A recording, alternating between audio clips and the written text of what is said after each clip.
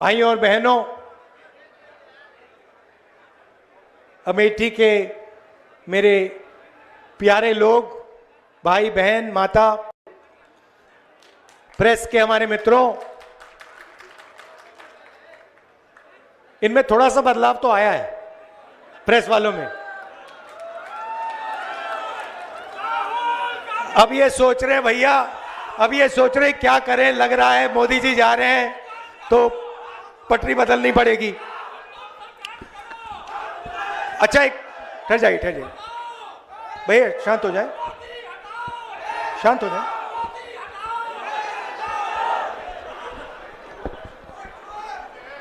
बड़ा जोश है तो सबसे पहले यहां आप गर्मी में आए, मेरी बात सुनने आए, इसके लिए दिल से आप सबको धन्यवाद करता हूं। और मुझे काफी चेहरे पहचान में आ रहे हैं, तो आप सबका बहुत बहुत नमस्कार। पता नहीं आपने आज मोदी जी का वीडियो देखा नहीं देखा? देखा? व्हाट्सएप यूनिवर्सिटी वालों ने देखा? वो इटली की राष्ट्रपति मेलोनी है, उनको नरेंद्र मोदी जी टॉफी खिला रहे हैं। रील बनाई है, हिंदुस्तान के प्रधानमंत्री इटली के प्रधानमंत्री को, मेलोनी को मेलोडी टॉफी दिए हैं। हेलो, हाँ, जाने से, हेलो, माइक तो ठीक करो भाई।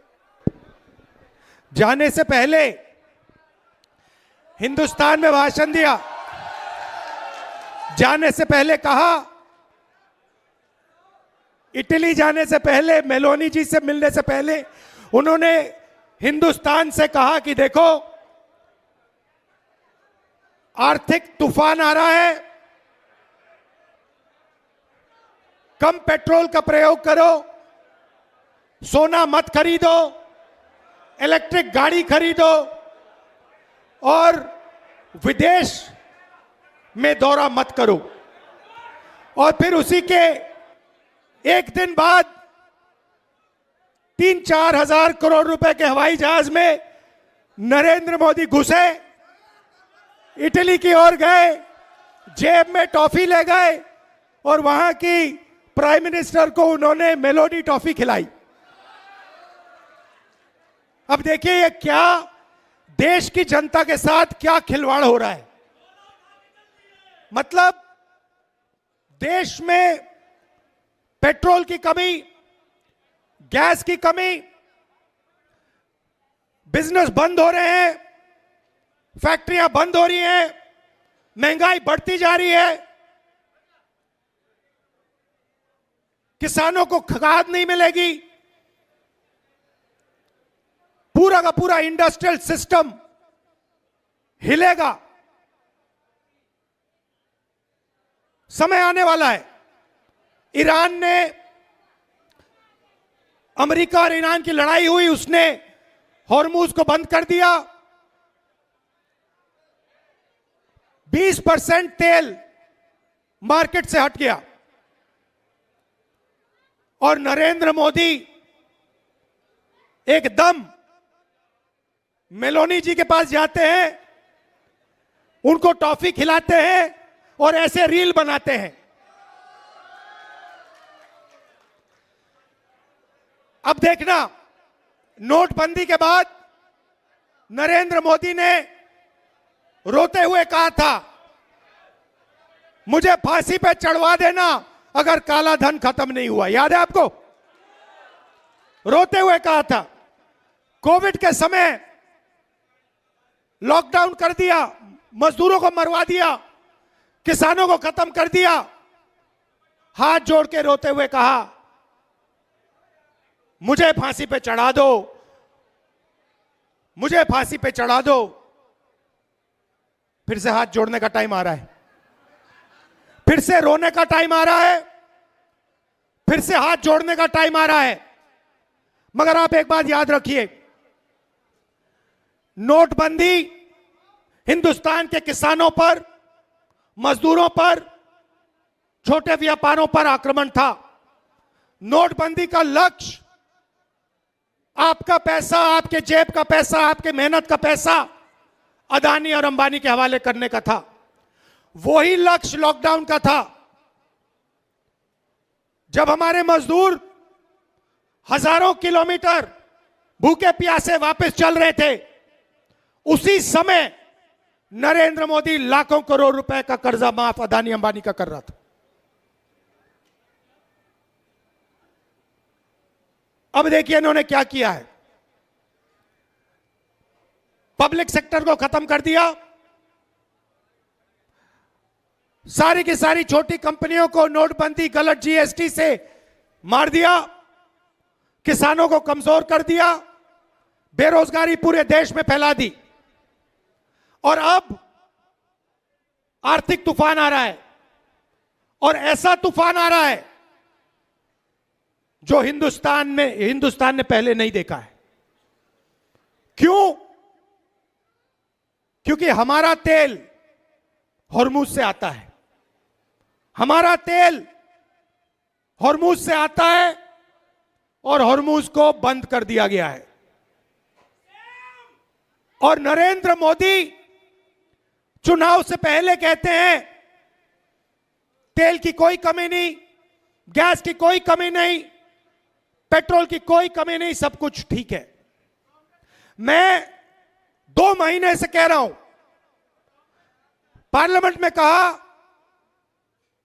भाषणों में कहा, 2 महीने से कहा कि देखिए आर्थिक तूफान आ रहा है, किसान को, मजदूर को, युवाओं को, माताएं बहनों को जबरदस्त चोट लगने जा रही है। बीजेपी वाले मेरा मजाक उड़ाते हैं। नरेंद्र मोदी ने जो करना था पिछले 3 महीने में, जो आपकी प्रोटेक्शन करनी थी, जो दीवार, आर्थिक दीवार खड़ी करनी थी आपके लिए, वो उन्होंने नहीं की। उल्टा वो जाकर मेलोनी जी के साथ टॉफी खा रहे हैं और वीडियो बना रहे हैं। वीडियो बना रहे हैं जैसे मजाक चल रहा है। वापस आएंगे, आप देखना क्या होता है। वापस आएंगे, आर्थिक तूफान आएगा, गरीब लोगों को चोट लगेगी, किसानों को खाद नहीं मिलेगी, पेट्रोल डीजल के दाम आसमान तक पहुंच जाएंगे, महंगाई बढ़ेगी। उसके बाद नरेंद्र मोदी हाथ जोड़ेंगे, कहेंगे भाइयों और बहनों मुझे फांसी पर चढ़वा दो। रोएंगे, कहेंगे मेरी गलती नहीं है, अगर मेरी गलती है तो मुझे फांसी पे चढ़ा दो, कहेंगे, आप देखना। तो मेरा कहना है कि उनका काम अर्थव्यवस्था की रक्षा करना है, उनका काम देश की रक्षा करने का है, उनका काम अदानी और अंबानी। भैया गर्मी है, डिस्टर्ब मत करो, गर्मी है, डिस्टर्ब मत करो, लोगों का मूड खराब हो जाएगा, वो आपके नारे सुनने नहीं आए हैं। तो उन्होंने क्या किया है पिछले 12 साल में? देश की रक्षा हमारा संविधान करता है, हमारी संस्थाएं करती हैं, हमारे इंस्टीट्यूशंस करते हैं, इलेक्शन कमीशन करता है। मैंने मीडिया के बारे में मजाक उड़ाया, मगर इनकी जिम्मेदारी लोकतंत्र की रक्षा करने की होती है। नरेंद्र मोदी जी ने पिछले 12 साल संविधान पर आक्रमण किया है, हमारी सारी की सारी संस्थाओं को नष्ट किया है, आरएसएस के लोगों को हर यूनिवर्सिटी में वाइस चांसलर बनाया, इलेक्शन कमीशन को पूरा कंट्रोल किया, वोट चोरी का सिस्टम बनाया, जुडिशरी पे दबाव डालकर, उनको डराकर उन्होंने अदानी अंबानी की पूरी मदद की। और अब मुश्किल क्या है कि अब अदानी अंबानी देश को नहीं बचा सकते, अब नरेंद्र मोदी देश को नहीं बचा सकते हैं। अब सिर्फ हिंदुस्तान का किसान, हिंदुस्तान का मजदूर, हिंदुस्तान का युवा इस देश को बचा सकता है। और आपके इन्होंने हाथ बांध दिए हैं, आप सबके हाथ बांध दिए हैं। जो आप पहले मेहनत करते थे, फैक्ट्रियों में काम करते थे, पब्लिक सेक्टर में काम करते थे, यह हिंदुस्तान की स्ट्रेंथ थी, इन्होंने इस सब को खत्म कर दिया है।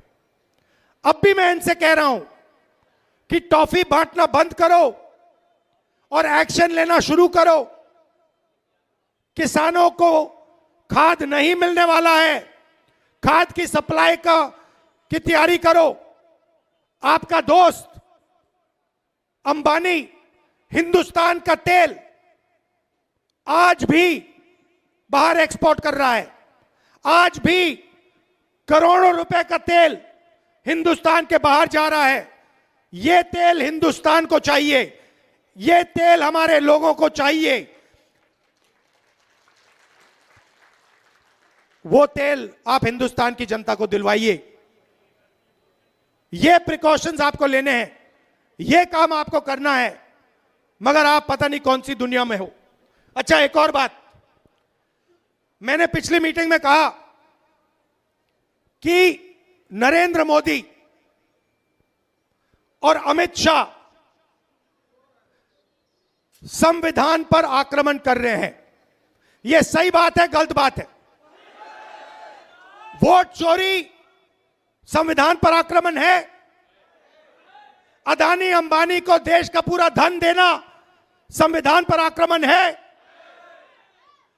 हिंदुस्तान की सारी यूनिवर्सिटीज के ऊपर वाइस चांसलर आरएसएस के वाले बैठाना आक्रमण है नहीं है? इलेक्शन कमीशन, जुडिशरी, हमारी संस्थाओं को नष्ट करना संविधान पर आक्रमण है।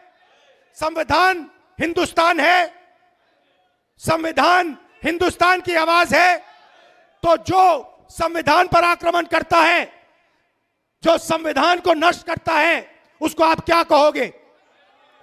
उसको क्या कहोगे? गद्दार कहोगे। इसीलिए मैंने खुल के कहा है कि नरेंद्र मोदी, अमित शाह संविधान पर आक्रमण कर रहे हैं।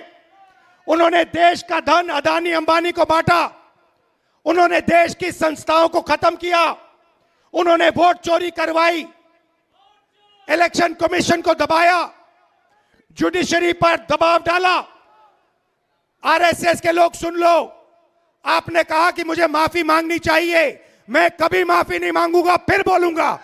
अमित शाह और नरेंद्र मोदी गद्दार हैं क्योंकि उन्होंने कॉन्स्टिट्यूशन पर आक्रमण किया है। सुन लो अच्छी तरह, मैं तुम लोगों से नहीं डरता हूं और हिंदुस्तान की जनता इस बात को समझ गई है और हिंदुस्तान की जनता भी आपसे नहीं डरती है। भाइयों और बहनों, ये आपके एमपी साहब बैठे हुए हैं, इन्होंने बहुत इमोशनल भाषण दिया, अच्छा भाषण दिया। मैं भी आपसे कहना चाहता हूं, ये मेरी भी कर्म भूमि है, अमेठी मेरी कर्म भूमि है और आपने मेरे परिवार को, मेरे पिता को, मेरी माताजी को, मेरी बहन को और मुझे प्यार दिया है और इज्जत दी है और यह मैं कभी जिंदगी में भूलने वाला नहीं हूं।